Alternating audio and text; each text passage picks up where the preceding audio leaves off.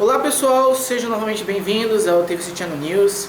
Esse aqui é mais um daqueles vídeos sem edição, em que eu me dedico a esmiuçar determinado artigo científico que tenha sido publicado recentemente e que seja interessante, né, que eu tenha guardado na gaveta e para ler em um outro momento e acabei lendo agora.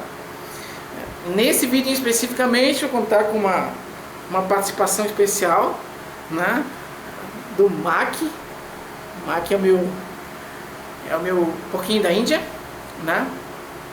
Ele já apareceu num hangout que eu fiz do meu aniversário, né? Mas esse é o primeiro vídeo, propriamente dito, assim, né, gravado e tal, em que ele aparece.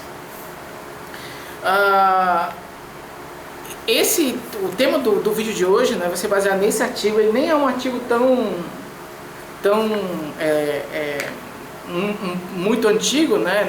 Nem deu tempo de eu colocar na gaveta, na realidade. Foi uma publicação do mês passado, na realidade mês retrasado, né, em outubro, na PLOS ONE. E ele analisou uma coisa bem interessante. Quem já assiste meus vídeos há algum tempo, né, há algumas semanas atrás, na realidade nem precisa assistir há muito tempo, algumas semanas atrás eu lancei um vídeo falando sobre o lado negro das emoções positivas. Por que eu estou falando isso? Porque uma das autoras desse artigo, que é a Joni Gruber, foi a autora daquele artigo em que eu falo naquele vídeo, né? Que na verdade aquele lá foi um trabalho dela de 2011, né? Eu acho que é 2011, 2012, enfim, que ela começou na verdade a estudar o impacto negativo das emoções positivas, né? A ideia de que as emoções positivas não são sempre boas, elas são tão boas e tão ruins quanto qualquer outra emoção, por exemplo a tristeza. Então esse aqui é o último trabalho do laboratório dela, né? Foi publicado agora em outubro. E o que ela analisou? Ela analisou em pessoas normais, tá? Porque muitas das pesquisas dela são feitas com bipolares, né? Mas ela fez esse é um trabalho que ela fez com pessoas normais. Quis analisar qual é o impacto da emoção positiva para a empatia. Por quê? Porque tem duas principais visões, duas principais hipóteses na literatura para explicar o impacto da felicidade, né, da alegria na empatia. A primeira delas chama-se hipótese da amplificação da empatia, que diz o seguinte: pelo fato da alegria ser uma emoção pró-social, está relacionada com confiança, está relacionada com uma série de características que lubrificam os relacionamentos interpessoais.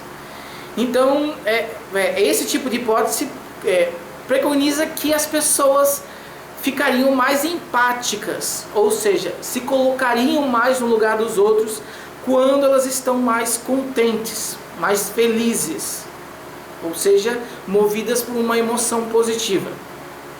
Mas existe um outro tipo de hipótese, que chama da hipótese da atenuação da empatia, que vai dizer o seguinte: pelo fato da felicidade ou das emoções positivas serem muito autorreferenciadas, ou seja, serem muito focadas em si mesma, não é? Porque você está feliz com algo que você conseguiu, esse tipo de raciocínio ele embotaria, ou ele deixaria a pessoa menos empática às outras, porque ela está mais pensando nela mesma, certo? Então esse estudo aqui, ele desenvolveu um método bastante interessante para tentar descobrir qual dessas duas hipóteses está correta, ou se, porventura, como a gente vai ver, né, mais ou menos as duas estão corretas, tá? Pode parecer estranho, mas depois a gente vai chegar à conclusão de que realmente dá para fazer uma união entre as duas para criar uma concepção mais completa sobre essa relação entre felicidade e empatia. Mas como é que funcionou esse estudo? Eles basicamente faziam o seguinte: eles induziam um grupo de pessoas, tanto mulheres quanto homens, todos sujeitos normais, tá? não tinha nenhum tipo de bipolar ou depressão, nada assim. Eles induziam as pessoas ou a um estado emocional positivo ou um estado emocional neutro. Como que eles faziam isso? Eles faziam com um método que chama-se memória indução de memória autobiográfica, vamos dizer assim, né? Que é o que? É fazer com que a pessoa, antes de realizar alguma tarefa no laboratório, enfim, ela lembre de um momento real da vida dela em que ela se sentiu muito bem, por exemplo. E ela mantenha na mente essa imaginação, essa imagem durante 60 segundos, que foi utilizado nesse estudo. E depois ela preenchia uma determinada escala que avaliava o grau de emoção positiva que ela estava sentindo naquele momento. É evidente que as pessoas que faziam essa evocação de memória autobiográfica positiva passavam a ficar naquele momento um pouco mais felizes, ou a expressar um pouco mais de emoções positivas, do que aquelas pessoas que tinham evocado uma memória neutra, né, ou uma memória que não tinha nada de positivo necessariamente, e que também não era negativa, era simplesmente uma memória emocionalmente neutra. Depois que eles faziam esse tipo de teste, eles apresentavam as pessoas a 4 vídeos diferentes. Nesses 4 vídeos diferentes, que duravam poucos segundos, todos eles eram de conversas entre 2 pessoas. E 2 deles, as pessoas estavam conversando sobre uma situação positiva. Ou seja, o teor da conversa era um teor positivo. Em outros 2, o teor da conversa era um teor da discussão era um teor negativo. E as pessoas que estavam assistindo a esse vídeo precisavam marcar, né, numa escala no computador, né, a cada segundo, ou seja, o tempo inteiro, elas ficavam monitorando numa barrinha que ia de 0 a 9, qual era o tipo de emoção que a pessoa estava expressando naquele vídeo. Se ela estava mais triste, a pessoa ia aproximando a barrinha do 9.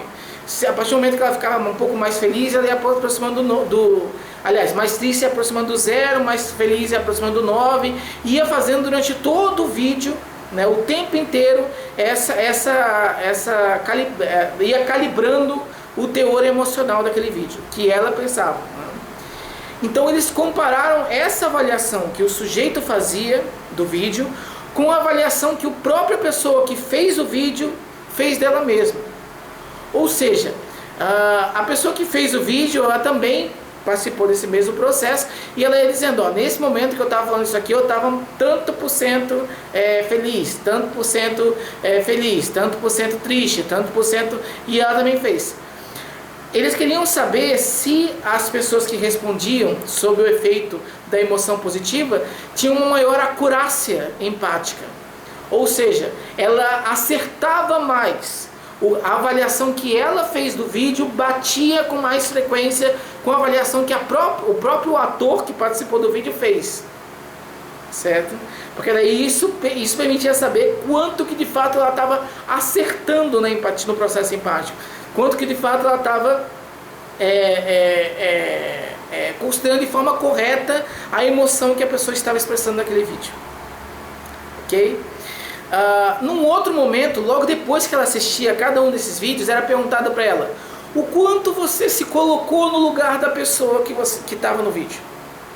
E daí novamente ela tinha que responder numa escala de 0 a 9. Né? 9 coloquei totalmente, estava vestindo, eu estava dentro da pele daquela pessoa, e 0 não me coloquei em nada, não tive nenhum tipo de empatia com aquele indivíduo. Bom, para resumir o resultado desse artigo, a que conclusão que eles chegaram? Eles chegaram ao seguinte: as pessoas, quando elas estão num estado emocional positivo, elas acreditam que elas são mais empáticas. Ou seja, naquela avaliação que fazia depois de cada vídeo, tipo, quanto você se colocou no lugar dela, essas pessoas tendiam a colocar mais perto do 9. Ou seja, me coloquei bastante, fui extremamente empático no vídeo daquela pessoa.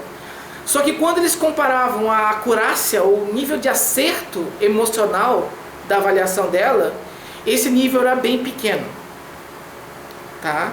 Então existe um descompasso entre aquilo que a pessoa acredita e aquilo que a pessoa realmente avalia, certo? No caso da expressão do estado emocional positivo. Só que existia um porém, porque uma das coisas que as pessoas também faziam era avaliar a mudança emocional no vídeo. Ou seja, quando a pessoa realmente estava mudando a emoção que ela estava expressando de determinado grau de felicidade para um grau de infelicidade, vamos dizer assim. Aí dizia que era uma mudança para o negativo. Ou ao contrário, saindo de um estado mais negativo para um estado mais positivo. O que eles observaram é que as pessoas que estavam movidas por uma emoção positiva, elas acertavam mais quando a pessoa estava mudando, estava fazendo a mudança para o positivo. Isso significa que, apesar da felicidade não aumentar de forma geral a empatia, ela parece aumentar um pouco o nível de empatia para emoções congruentes. Ou seja, as pessoas que estão sob o efeito de uma emoção positiva, ela pode não ser mais empática com relação a pessoas que estejam sofrendo, por exemplo. Mas elas são mais empáticas com as pessoas que estão felizes. Certo? Então essa foi a conclusão desse estudo. Então por isso que, em parte, as duas hipóteses presentes na literatura têm a sua razão. Primeiro porque a felicidade ela diminui o grau de empatia da pessoa com relação a emoções negativas. Então a hipótese da atenuação da empatia está correta. Só que o outro lado, ela aumenta o grau de empatia da pessoa com relação a emoções congruentes, que no caso são a emoção positiva. Então a hipótese da maximização da empatia está correta. Então essa foi uma das primeiras, talvez o primeiro estudo a mostrar o quanto os estudos futuros com relação a isso, eles até colocam isso para implicações para futuros estudos, ou seja, os próximos estudos a avaliarem essa questão de empatia, primeiro, não podem confiar no autorrelato puro e simples, porque muitas vezes aquilo que a pessoa pensa que está sentindo não é aquilo que ela revela através de uma avaliação objetiva. Ou seja, as pessoas acreditavam que elas estavam sendo empáticas, mas na hora do vamos ver, elas não estavam acertando as emoções da pessoa ali. Então é preciso parear tanto a avaliação subjetiva, quanto também algum método de avaliação objetiva, que o que esse estudo utilizou de ir avaliando essas emoções ao vivo e em cada segundo do vídeo foi extremamente interessante. Foi uma medida objetiva bastante legal e que tende a ser replicada, tende a ser reutilizada em estudos posteriores. Então teve essa questão.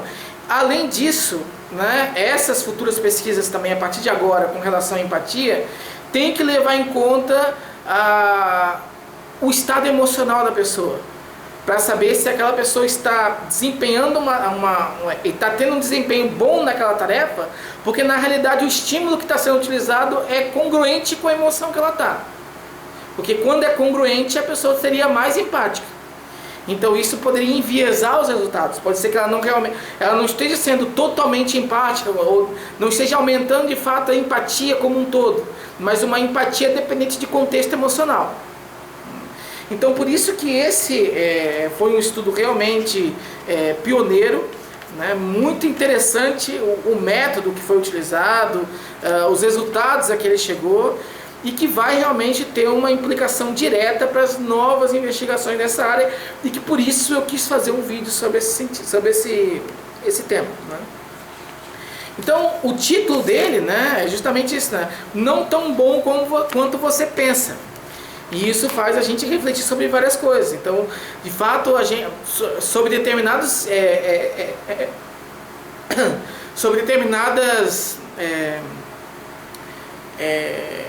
contextos emocionais, a gente pode ser levado a crer, né, que estamos sendo empáticos com as pessoas. Estamos felizes, estamos nos importando, estamos nos colocando no lugar das pessoas, não necessariamente. Né? Estaremos nos colocando se a pessoa estiver com uma emoção congruente à nossa. Então isso também reforça o fato de que a felicidade não é 100% positiva. Porque muitas vezes a gente tem que se colocar no lugar da pessoa que está sofrendo. E a felicidade de alguma forma embota a nossa empatia com o sofrimento alheio. Então a mensagem principal é que tudo vai ter, não dá pra, tudo vai ser, vai ter um lado bom e um lado ruim, né?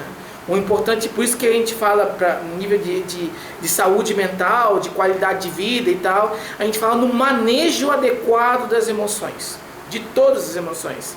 Aí entra a tristeza, que vai ter os momentos em que é importante você ficar triste, vai ter o desprezo, que vai ser importante você desprezar determinadas pessoas, vai ter a raiva, que vai ser importante em determinado contexto, vai ter o medo, vai ter o nojo, vai ter todas essas emoções, elas são fundamentais para a nossa vida, para o nosso cotidiano.